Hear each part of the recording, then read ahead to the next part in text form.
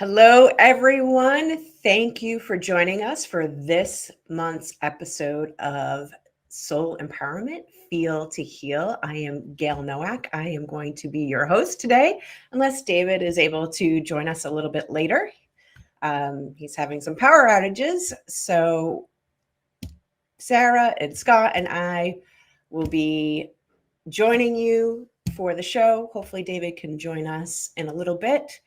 And we are going to dive into the topic of healing and feelings and exploring and challenging some of the common notions like having to hide your feelings or love is conditional, or maybe we can just sort of bypass some of those difficult and unwanted circumstances in our life and not have to deal with them.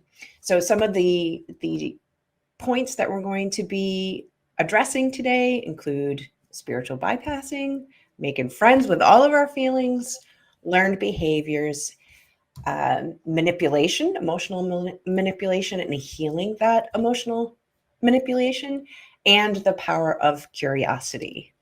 So thank you again for joining us. It's going to be a really fun, exciting, and deep conversation as usual. And I'm going to ask Sarah and Scott to introduce yourselves, and then we'll dive right in. So I'm going to go in the order I see you on my screen. So Sarah, you are up. Hi, I'm Sarah, or Sarah Jane. I'm in the UK. I'm a complementary health therapist, mainly working with energy such as Reiki and sound in the form of toning. I feel like specializing in working with people to heal the inner child. And I very much encourage everybody that it is important to love yourself first, and that there's nothing selfish about that. If we take care of ourselves, we will have the energy to be able to take care of others and bring that love that we feel for ourselves to others as well. And I am Thank you. Scott Holmes. I'm up in Boston, Reiki master, polarity therapist, et al. I think most of us do have a number of those, and they can go on forever. And I really specialize in helping professional men and women come back into their bodies. In order to do that, they have to be able to accept that they are coming into their heart. And in order to do that, they have to feel. To do that, they have to heal. So all of this ties in. Everything that I deal with, it's a very, very similar process in that they have to find themselves before they can really fully be present within themselves. And for whatever reason, I just went off, and I hope this doesn't start again. Today is a day of technical difficulties. And so I love this topic, and carry on. I'll be right there. So this is what we call a sourced experience, when things go a little bit as unexpected, and it's really a challenge for us to rise to the occasion. So I love that we're all rising to the occasion together, despite the technical difficulties, despite not being able to necessarily be physically present in the moment on this episode for David. So I'm going to introduce myself, and then we're going to dive right into having a really meaty conversation about this. So I'm Gail Nowak. I am also in the Boston area, on the other side of Boston from Scott, on the North Shore. And I help spirit-led coaches and healers create authentic, healthy business relationships without hiding or silencing themselves, so that they can communicate boldly, lead lovingly, and make the world a better place. I do that through energy first, healing centered coaching and retreats that really help you transform your message, your presence, and your results. So that's me, that's us. Welcome in. And let's get started here. I'd love to hear from each of you, Sarah and Scott. You know, this whole path to healing, the journey of healing, and unlearning certain lessons that are ingrained in us from a young age, unlearning the social conditioning that we receive either from family or culture or religion, and really like waking up to that and understanding that it's a choice, that it's a choice to take that on as our own, and then understanding that we have the power within to really get acquainted to who we truly are. And what I'd love to hear from both of you or from each of you is, what was that journey like for you? And I know we've talked about it in other episodes in other ways, but I've been having this conversation with some of my clients and some of my colleagues, and some people talk about having like an instant awakening to healing and the spiritual path, and then others talk about how it's kind of been an ongoing process. So why don't we start there and share a little bit. Scott, I'm going to start with you. Share a little bit about how you even became aware of this, number one, of your feelings, your true feelings, and number two, aware that you actually had the choice to continue feeling a certain way or to maybe change those feelings. Thank you, Gil. Mine was a long process. Growing up, I was always taught, you find the girl, you get married, you have children, you have the family, you work hard, and everything flows from there. Everything I was taught, whether it be in religion or in the movies, was once you get married, you put the rose-colored glasses on, everybody lives happily ever after. Every Disney movie, they fall in love, they get married, everything is wonderful. What they don't tell you is how hard it is to work through that relationship, how every day is a challenge, how all of those things, and that process wears you down because you're not expecting it at the time. At least I wasn't. Of course, I started when I was very young, and I had all the answers. And by the time I was 25, I had 3 kids, 3 jobs, and I didn't know a bloody honestly. And my father was I knew because he was telling me this the whole time, and I kept telling him he was wrong. For me, it was survival for many, many, many years. My daughter had become ill, and then my wife was stricken with breast cancer. And so it was that caregiver role. And so I was in survival mode. And the awareness was what was in front of me at that moment, that day, that time, whatever crisis there was. My daughter, and then later on, my wife passed. And the reason I think that I really came to it was because after caregiving for so many years, and my wife passed, I was left alone for the very first time in my adult life. Scary as hell. I will tell you, it is scary. I always said when I was married that the scariest thing that I would happen is if I were single again, because I didn't want to be single. I had no concept of what it was like to be without and by myself.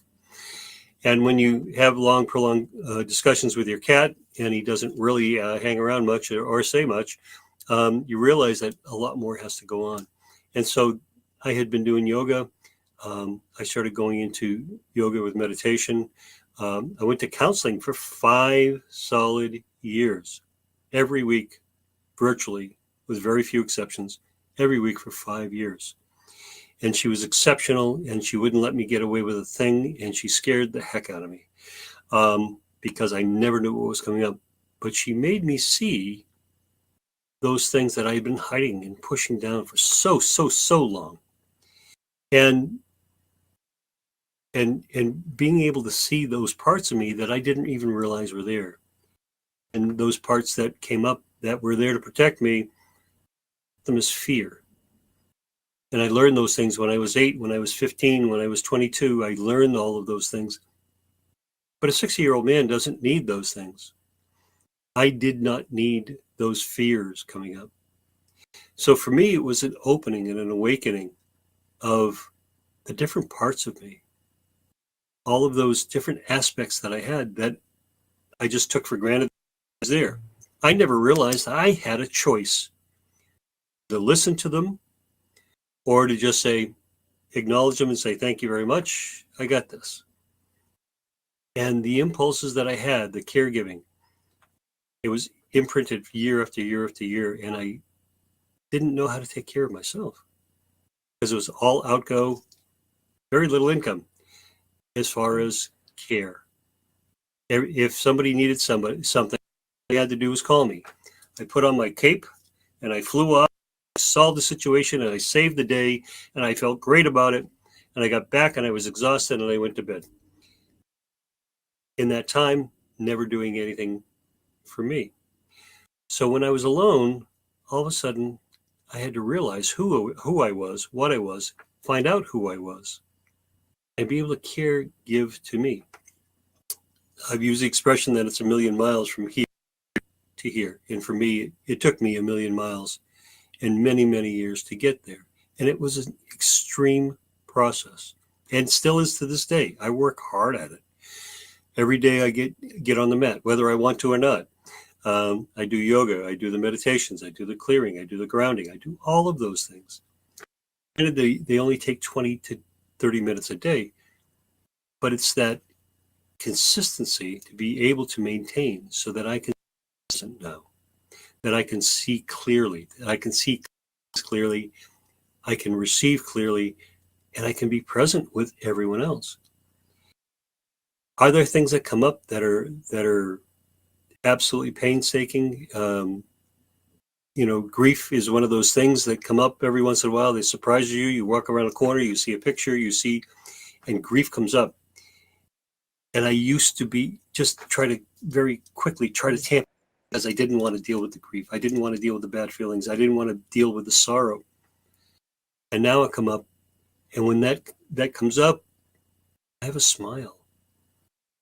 I have a smile simply because, not because I'm happy it happened, but because I am good with it. That I know that I did everything that I could through the course of my journey. I can't change anything about what happened, good or bad, but I'm okay with where I'm okay with my feelings. I'm okay that this comes up. It makes me realize that I'm human. And for that, I am so, so thankful. Thank you for sharing that, Scott. And I just want to address a couple of things before we hear from Sarah. So it sounds to me like one of the important pieces that you spoke to was really getting support from a trusted guide. In this case, you mentioned your therapist as one of those guides, really helping you unpack, to use a coach word, and see that hidden truth. Yeah. And I think that's when we are able, sometimes in our journey, we're able to work through things on our own. And sometimes we really need that trusted guide who is a little bit outside or a lot outside of our own situation, who can really help us be honest with ourselves and to help us not necessarily point out those truths, but to help us reveal it for ourselves. And I think that's one of the things that I've experienced, one of the most valuable things that I've experienced on my own journey of healing and spirituality, is really being with coaches or therapists or guides or healers who aren't fixing us, right? They're not solving anything for us. They're really walking side by side as we're facing these things and feeling these things and helping us normalize our experience and letting us know you're human. This is okay. One of the pivotal points um, in my journey of healing, anyway, I'm not so much connected to spirituality, was in my 20s. I um, overdosed on alcohol and pills and ended up in a locked ward for 24 hours. And of course, I went to the group therapy there. And then I spoke to the psychiatrist who was there. And I was 24 years old. And this was the first time that anyone had, number one, heard about the abuse that I had gone through growing up. And the first time anyone had ever said to me, there's nothing wrong with you. There's nothing wrong with you. Now, I had dealt with bouts of depression and low self-worth and suicidal ideation for years leading up to this. And this was the first person who said to me, what you're feeling is normal, and there's actually nothing wrong with you. And all of it, I mean, it's not healthy to try to kill yourself, right? But given the fact that this has not been treated or addressed, it made total sense to him.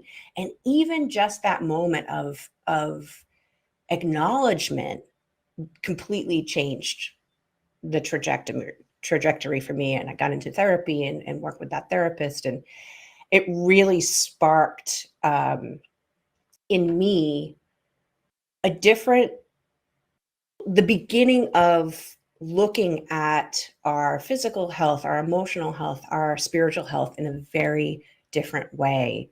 Instead of like trying to run and hide and suppress, like really instead working with somebody or working on your own and having the courage to go deep within without beating yourself up over it. So, yeah, I really appreciate you, sharing your story and your journey.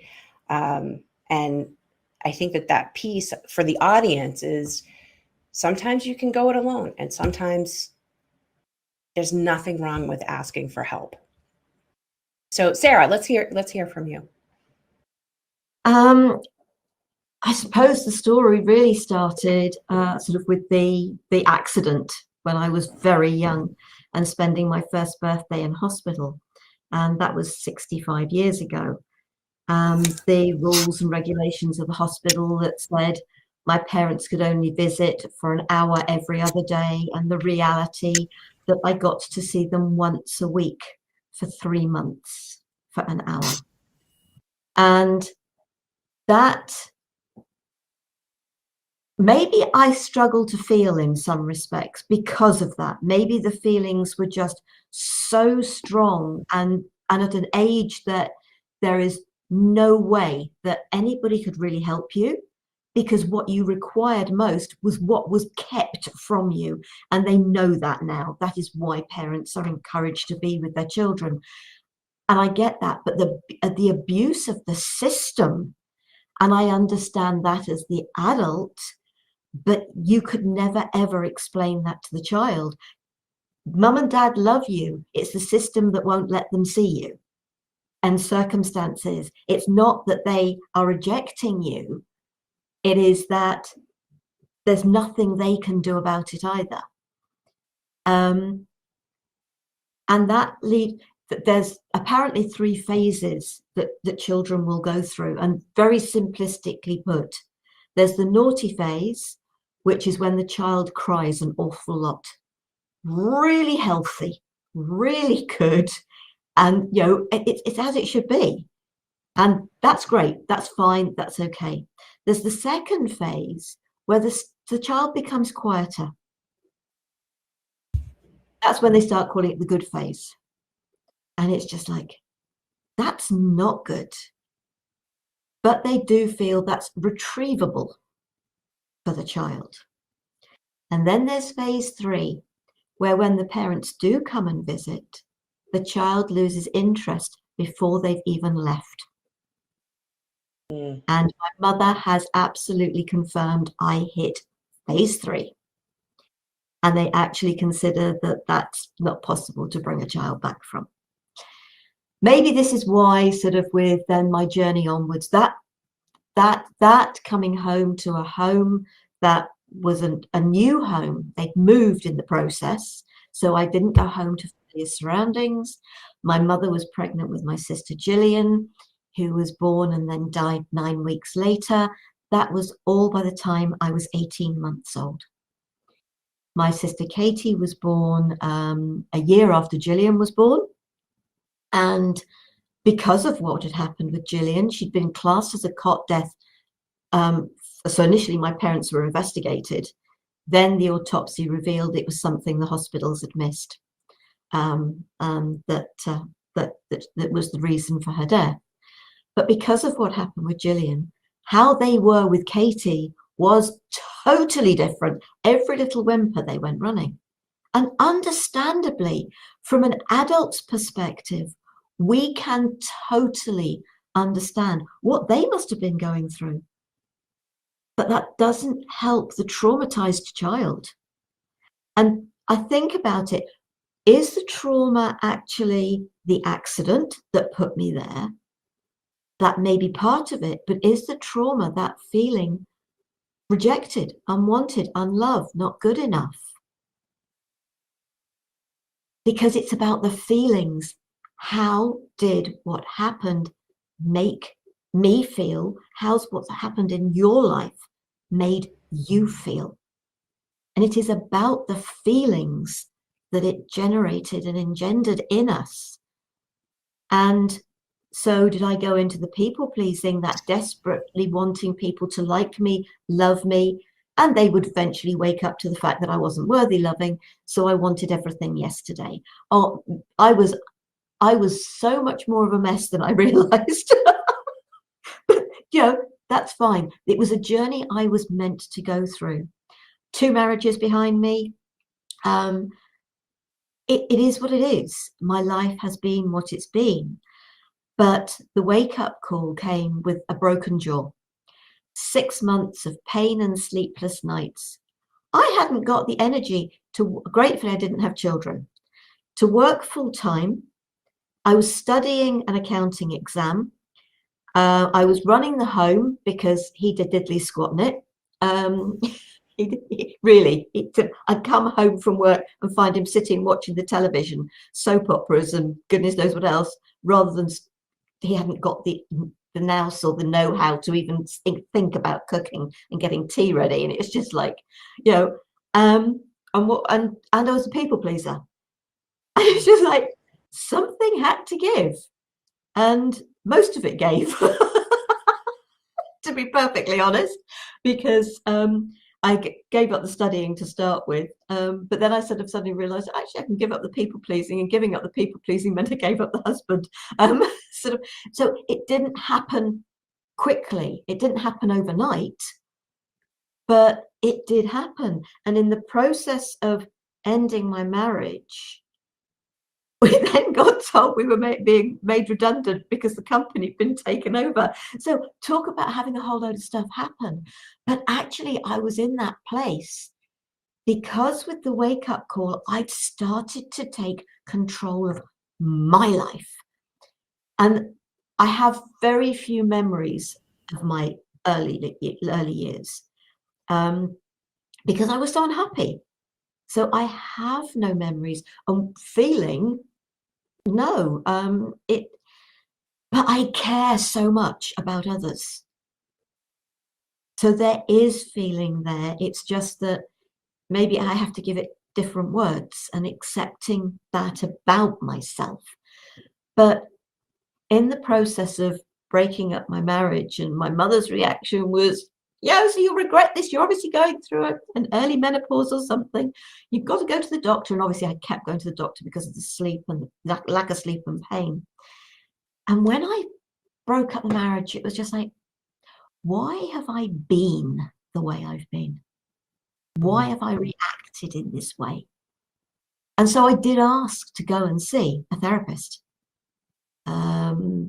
And I had to go through a psychologist to get to a psychotherapist. And they put me on Prozac.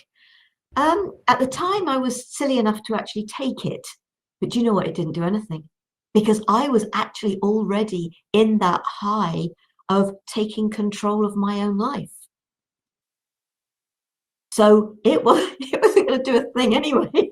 So it was fine. It was just like, actually, do you know what? This is my life. I can start doing things. And when my mother turned around and I'd rung her and said the marriage is over, it said, look what you're giving up. I beg your pardon. Just because we'd got a house with a £5,000 mortgage on it, and this was back in the 1990s. So, sort of £5,000, owned everything in it, car each, 3 holidays a year, and look what you're giving up. This isn't about things, it's about me. It's about me being happy in my life. And I'm not. I feel like a slave in my own home. Why would I want to stay in it? And so I asked to see a psychotherapist. And I only went, I think, for about 10 months. I asked because I'd got a reason. And that reason was why? What has happened in my life that I have been the way I've been? And when I had to stop because I'd moved, she was in Northampton, I'd moved down to Bournemouth. And she said to me on that last appointment, she said, what you have achieved in 10 months, most people can't achieve in 2 years. But that was the mindset and the intention that I went in with.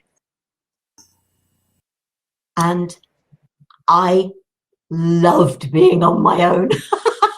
I absolutely, because for the first time, I didn't need others. It wasn't about needing others. It was about me. It was about being able to relax fully in a space that was mine. And I don't feel I'd ever truly relaxed before that. And so we all come at these things with different experiences. Yes, I was raised a Catholic, very much in that sort of, that era of, you're meant to be the little wife, tied to the kitchen sink, sort of, and obviously with the gentlemen, they were meant to be the ones to go out and be the breadwinners. But at that period of time, within that period of time, that it wasn't just about being the wife at home, it was about women were going out to work and were earning a living. And we are very much a part of what is a home these days and a household these days. So it's finding ourselves and being true to ourselves. And that was just the start of my healing. Right. Yeah. Beautiful. Thank you for sharing that. And yeah, I'm hearing in both your story and Scott's, and I think this is probably true for me and David as well, is there we have been presented with these circumstances and these experiences to help us really understand who we truly are, and what we're truly capable of. And at the same time, we've had experiences where we have taken on either what other people say we are or who we are, or Sarah, I mean, it totally makes sense that as a, what was it, a toddler, right? How could you not feel in some way the way that you felt? I mean, it's a complicated, complex situation. And how clever of your young self to do what you needed to do to endure and get through that situation. And I think that this is, just part of the human condition, that our minds are here to protect us. They're here to protect us. And we come up with all these brilliant strategies to survive. We get into trouble when we're carrying it into our 20s and 30s and 50s and 60s, Scott, to your point about I didn't need these survival strategies anymore.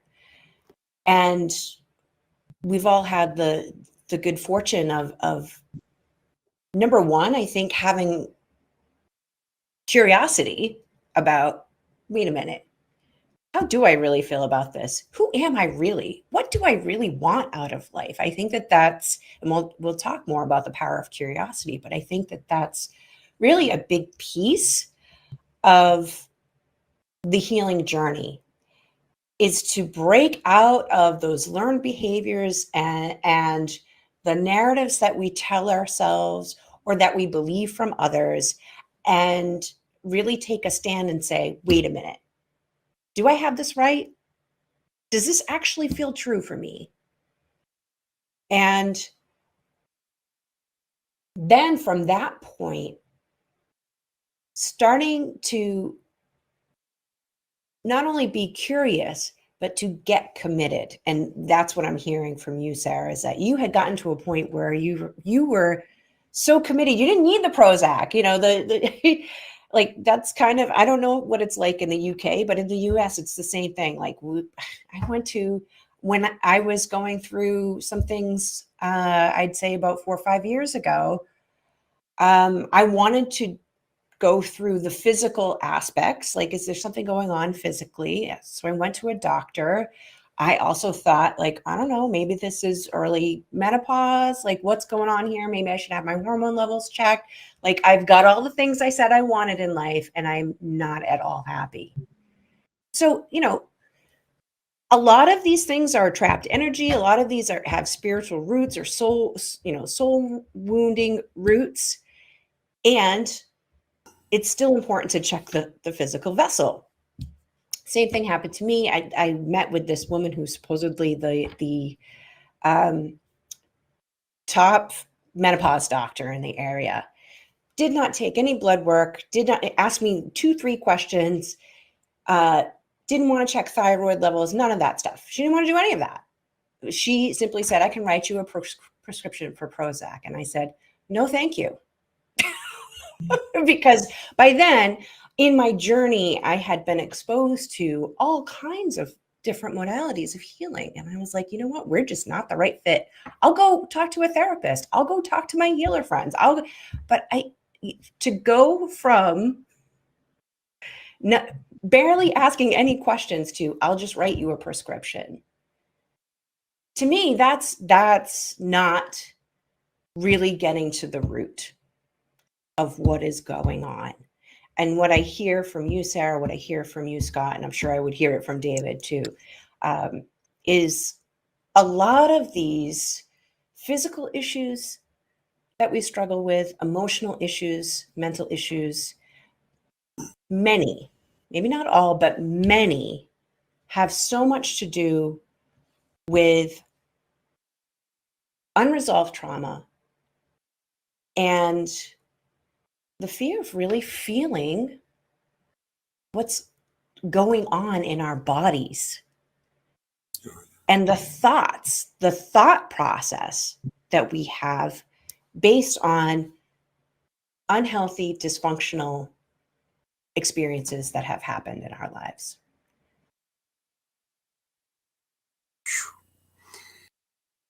So you talked about curiosity, and one of the things that I was at a ball game with my grandson. We were sitting next to this young couple. They had just gotten engaged. He looked at me and says, "Are you married?" "Yeah, 40 years." "Well, with your experience, what do you think is the most important thing of marriage?" I looked at him, 2 things: a shared sense of humor. And he looked at me, he's kind of strange. And I said, if you take a whipped cream pie and you put it in her face, and she doesn't think it's funny, and you do, you have a very big problem. You have to have a shared sense of humor about what life is, because life is going to throw so many things at you.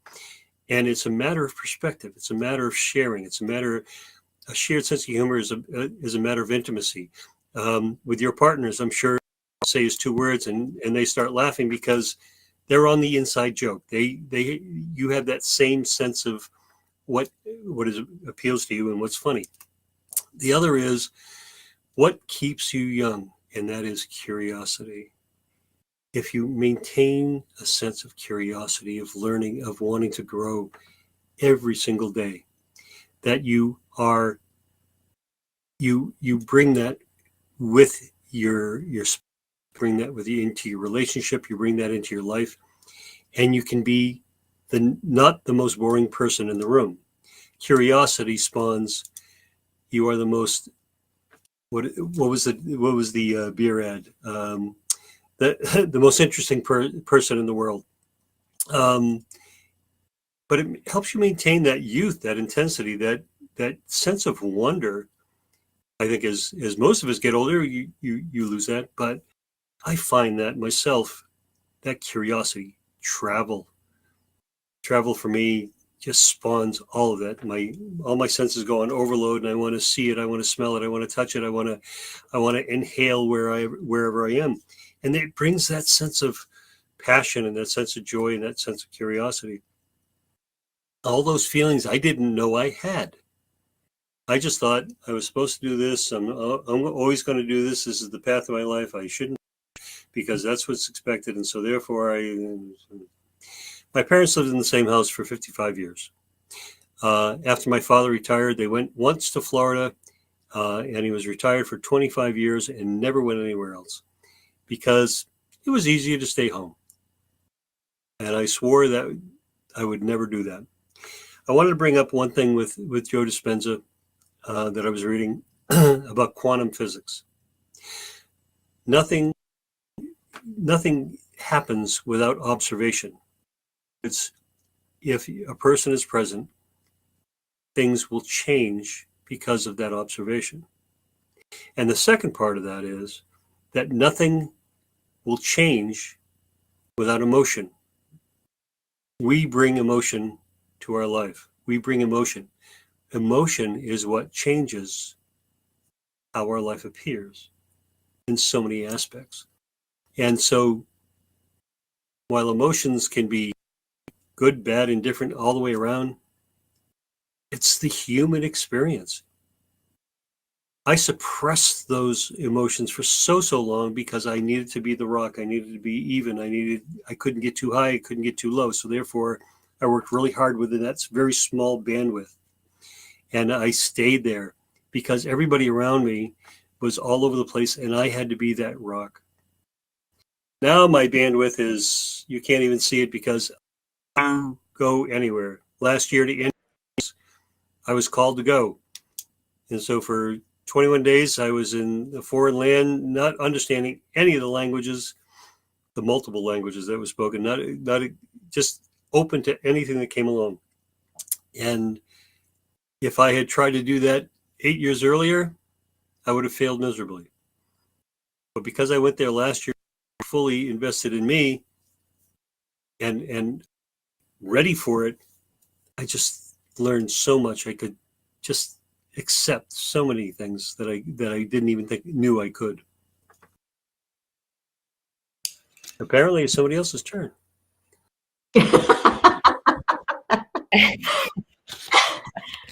I think with me, when I sort of took the bull by the horns and sort of out of my marriage, and then I took sort of a secondment down to the Bournemouth, which is now where I live, with the company to help that sort of change over the merging of the two companies.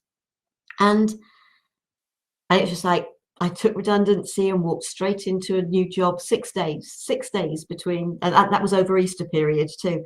So yeah, I know it was brilliant. It really was. The universe, because I had taken the courage to say, that's not working in my life. That is no longer for me. The things that then happened over a period of time, it didn't all happen sort of within sort of minutes or within days, and then it was, okay, what do I learn for me? But I also started getting involved in things, different things that I would never, ever have done. I abseiled off the water tower in the local area called Poole. I'd never done anything like that before. I got involved with a school project and helping youngsters set up their own little business. I then went on a trip to Romania to track wolves and lynx in the Carpathian Mountains with the Carpathian Large Carnivore Project for 2 weeks. So no, it was not to do with killing them. I would never have anything to do with that. It was about the science of it. I became a member at the UK Wolf Conservation Trust, and I actually became a trainee handler working with the wolves. And I have done I've done other sort of things, like sort of flown a helicopter and sort of done a wing walk and various zip wires. It's life is about experiencing, and I hadn't done. I'd been to Greece a couple of times, and sort of my second marriage, we've been to Switzerland a few times. Beautiful. I love Switzerland. There's certain parts of Switzerland. It's not that I'd done nothing. It's just that I hadn't fully been a part of the doing of that. And so for my 50th birthday, I treated myself to going to Egypt on my own. And with the hope that I would see, in fact, I'd hoped to get to Cairo and to the Sphinx and the pyramids. I didn't on that occasion, but I did end up by going back with the family. But again, on my own from where we were staying, I flew to Cairo with a group.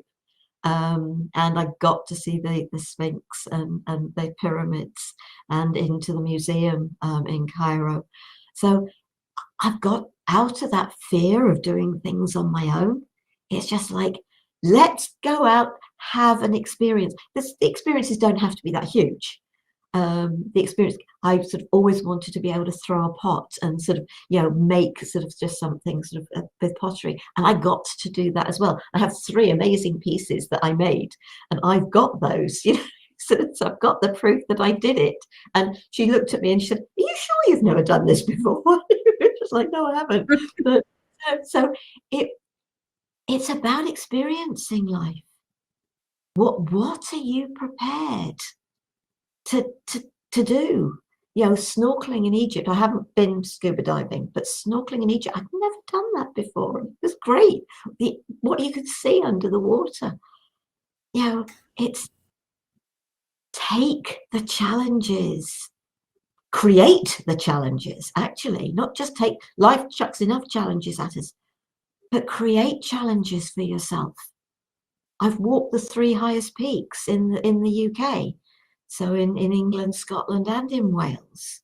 I've been up all 3 of them, not all in 24 hours or even in the same week, but I've done them all. It's, what are you allowing yourself to do? What speaks to you? And they can really help you to, yes, I've done this, sort of, I can achieve. And I suppose that was always one of the big things, is I was good at an awful lot of stuff that I've done. I was really good at it, but I had no confidence in me. And by taking these challenges, it's just like, I did it. And it hasn't got to be about work. It hasn't got to be about relationships and friendships or family. It can be about having some fun. I have some I have renewed respect for you, young lady. Yeah, we want to hear more about your adventures. That's amazing. And really what I'm hearing in that, Sarah, too, is that healing brings more life, brings more opportunities. Yes, brings more challenges. I want to touch in on that, because that's kind of how this whole topic was inspired. Is just because you're on a healing journey or a spiritual journey, that doesn't mean that everything is unicorns and rainbows after a certain level of healing is accomplished. But really what I'm hearing from you is that when you were willing to stop and reflect and really decide and commit to the kind of life you wanted to live when you really stepped into it. And that's just one of the many benefits of being on a healing journey. And I think a lot of people get stuck in the status quo, or they don't want to go there because they're afraid of those feelings that they've been running from, they've been hiding from. They know it's going to hurt. It already hurt. Whatever the source of that pain was, it already hurt. They don't want to hurt again. And yet it's kind of a chronic hurt. Mm.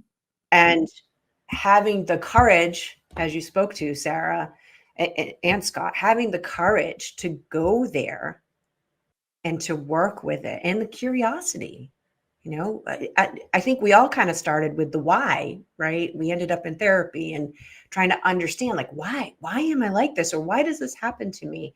And graduating into, okay, I have an understanding of why maybe I think the things I think, or the things that I do, and things aren't really shifting all that much. It's really graduating into, okay, well, what do I need to know about this? What do I want to do about this? So it's going beyond the why, but the why really helps us have a better understanding and acceptance of, you know what, that was really kind of a lousy situation. And it's okay. It's okay that I felt sad or angry or scared. And I don't need to feel that way anymore. So now what? What information can I take from this? How can I use those feelings to create something, like you're saying, Sarah, create something I want, a challenge I want, an experience I want. So I love that you shared that side of you with us. And it sounds amazing. You know, it's like, talk about really living and being alive. Like, that's what it's all about. That's on the other side of going through that healing process, whether it's you're going through it for the first time or you're going through it for the 100th time. It's worth it to feel through that process and go through that process. Now, I know we're kind of running up to the end of the hour already. I feel like we could go for another 3 hours, but I really want to get to talking about spiritual bypassing, because that was something that sparked this topic, and that we all had very passionate discussion about in the planning meeting. And really, there's what I have noticed is that there's all kinds of options for people to do healing work. And I think with the popularity of The Secret, when that came out in the early 2000s, people really got on the bandwagon of manifesting, right? Like creating the life that they want, but it was really geared more towards manifesting things that they want. And so I think that, you know, this idea of being on the spiritual path and being able to create the life you want is exciting, and it gets people interested. And there's a lot of stuff out there that is considered spiritual and healing that really isn't. And you know, it's not to judge it, because like that's how I kind of came into it myself. You know, I had some knowledge leading up to it, but really the secret and sort of talking to people, you know, Abraham Hicks was another gateway for me to go deeper into my spirituality. So I'm not knocking it. You know, we all have different points of entry. The more you're on this journey, though, the more you realize that because you're choosing to be on a spiritual path, it doesn't necessarily mean you're never going to have difficult times. I went through one of the most challenging times of my life last year. It brought me to my knees. And the whole point is to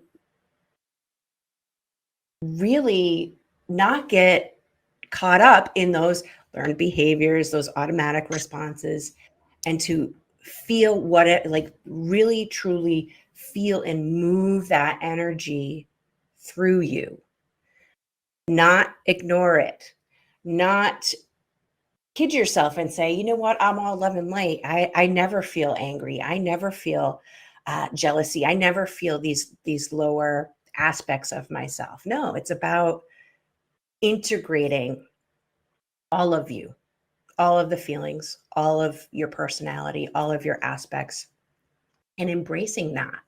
Not necessarily acting out on it, but really, truly accepting that. And I was talking with someone yesterday about the story of the two wolves. Speaking of wolves, you know, the two wolves who live inside of us. And I've heard two versions of that story. And one of them is, you know, the grandson asks the grandfather who wins, and the answer is the one you feed. But I've heard another version of that that says you feed them both. You feed them both, because no matter which one you feed, if you're not feeding the other one, that's going to be the starving one, and that's the one that's going to be running the show. So with that being said, like let's talk a little bit about this spiritual bypassing before we need to kind of wrap up, because I know that this was a pretty lively discussion in our planning. Scott, it looks like you want to chime in here. The spiritual bypassing. There's about 17 different aspects, but is that what you aren't prepared for necessarily is when you have this awakening, when you have this understanding, when you have this presence within yourself, and you know fully who yourself, and you're expressing yourself, all of a sudden you are expressing yourself differently. Your personality may come across differently. It may come across as higher or lower, to the left, to the right, quieter, more loud, depending on what's coming out of you. And the people closest around you are the ones that are going to be the most affected. And they aren't necessarily clued in that here's a new you coming through. there are changes. You lose. There will be people who walk away because they don't know this new you, and they don't know the reason why there's a change. There will be people who will come into your life. There will be change because they are attracted to the different position that you're at. And there is change.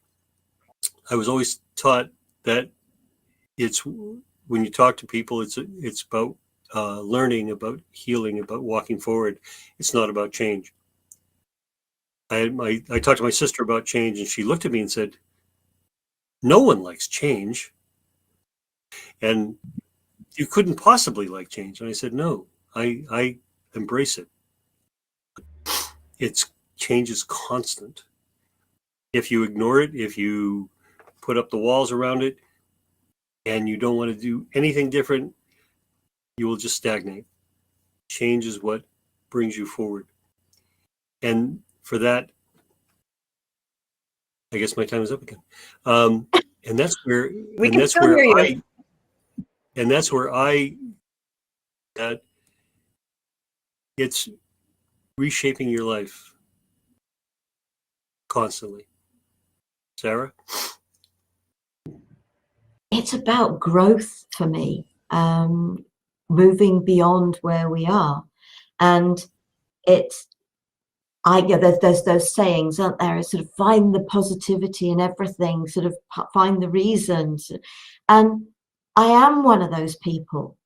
It was Neil Donald Walsh and Conversations with God that really, really supported me to go deeper into it. And it's thinking, but I don't look at things and say, all right, that's happened, there's got to be something positive. I do, I say that, but it's okay, I know I've still got to go through this. And earlier this year, boy, they have put me through it, you know, sort of, and they really have put me through, and it's just, that's okay, fine. And actually, I'm going to be far better off because they have put me through it. But it's been a really tough thing to go through. But it's okay, accept the fact I haven't got any choice. Things have happened. out of my control. And that's what we have to realize. There is so much in life that is out of our control. Our reactions and our behavior to those things are in our control. But other people and systems are involved. And when you've got technology, and we had a classic example with it tonight, or tonight for me, because that's not in our control. So much in life isn't. And so it's, okay, how can I make the best of this? What's this teaching me? How can I grow from this? It's not a matter of, oh, right, there's got to be something positive about this, so I can just ignore it. There's no ignoring anything, because if you ignore it, it's going to come back and bite you even blooming harder. It really is. If the universe is trying to get your attention, if you don't listen, it really will get your attention. Yeah, I think that's where my broken jaw. Had they been trying to give me hints all the time and I wasn't listening because I really didn't understand. So I ended up with a broken jaw and the 6 months of pain and sleepless nights, because it was the only way they could get my attention. They say if something comes at you 3 times, and it may come at you slightly differently, but if it comes at you 3 times, the universe is speaking to you. It's time to listen. Because if you don't listen, if the universe really wants to get through to you, and believe me, it will get through to you, and you aren't going to like how it does it. None of us like how the universe does it. But I'm also a great believer, and we've chosen experiences to have, and we aren't going to get round them.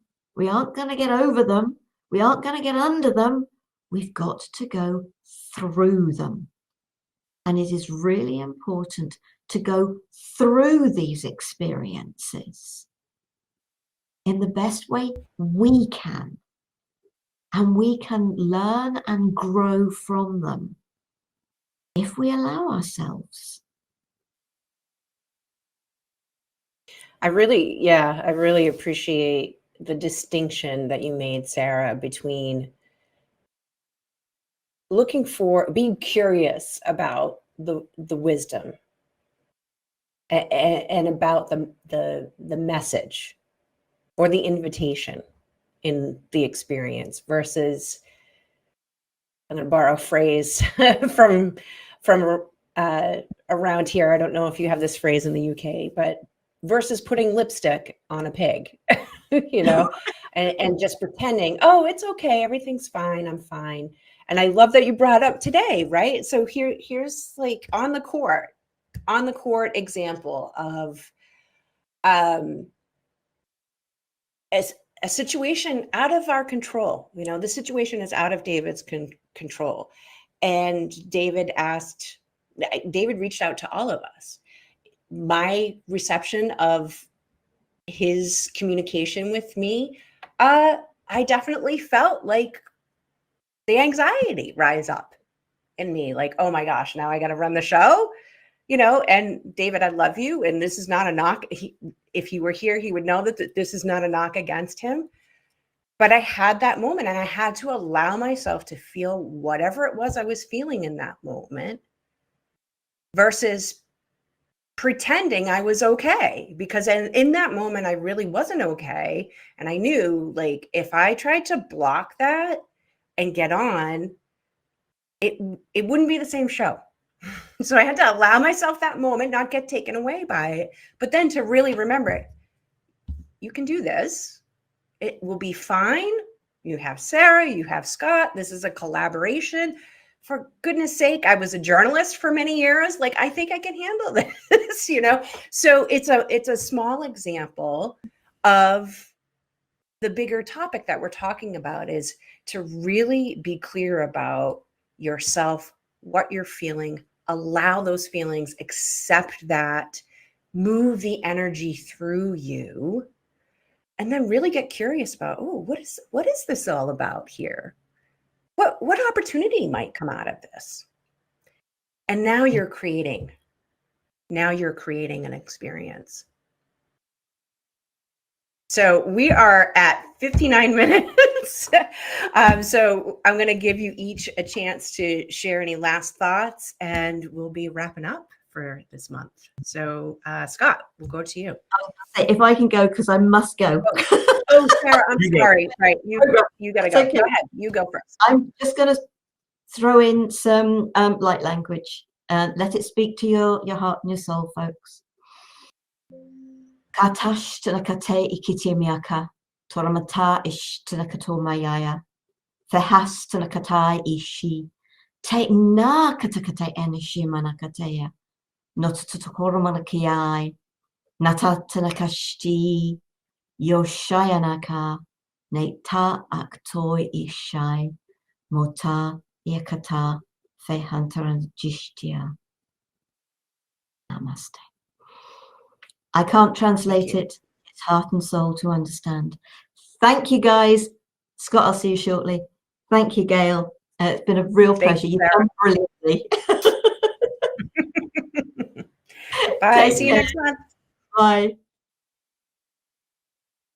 So when we talk about all of this, the feel to heal, it's that part of the understanding that your heart is not a lockbox, that your heart is open, that your heart is infinite in its ability for love, unconditional love, love without strings, and that all those, and a lot of people do what I did, and that was put bad emotions, those emotions I didn't want to deal with, put them away, put them in a lockbox, throw the key away, and make sure, hopefully you'll never find it so you never have to open it again. But it's that healing that will happen only if you fully feel those aspects of yourself, all those aspects, and understand them and be curious and not get taken by the 5D, not be taken by all of the higher vibrational, but to make sure you stay within yourself, to know yourself, to be able to do all this work. And Gail, you did a beautiful job. Thank you. Thank you. I appreciate your support. And David, thank you for the opportunity and providing us a great real world live example of the topic that we were discussing today. So that was Feel to Heal. We will see you again next month. Bye.